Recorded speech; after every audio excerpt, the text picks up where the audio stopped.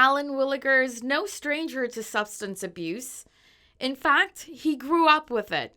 By the age of 14, he had already overdosed 4 times. My parents, they were both alcoholics. My dad was an alcoholic and very violent.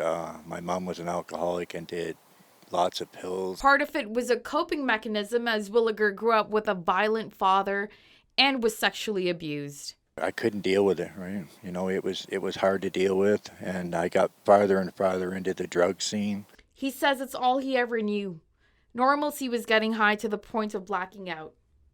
Then, tragedy struck. I was in the process of cleaning my gun one night, and I blacked out. I woke up the next morning in the drunk tank to see if I was going to get out, and they said no, because while I was cleaning my gun and blacked out, my fiance at the time, who was 7 months pregnant, when I blacked out, I shot my fiance and I shot our unborn baby. Willigar served time for 10 years. After getting out, he got a wake-up call. He lost his 23-year-old niece on fentanyl, and 2 days later, his sister overdosed on the same.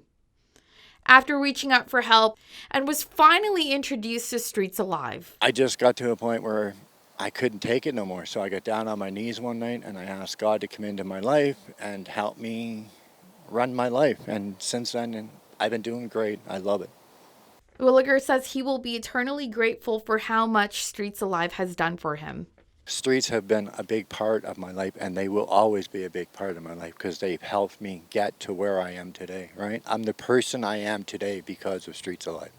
Currently working part-time at Streets Alive, Willigar is hoping he can help other people get off the streets.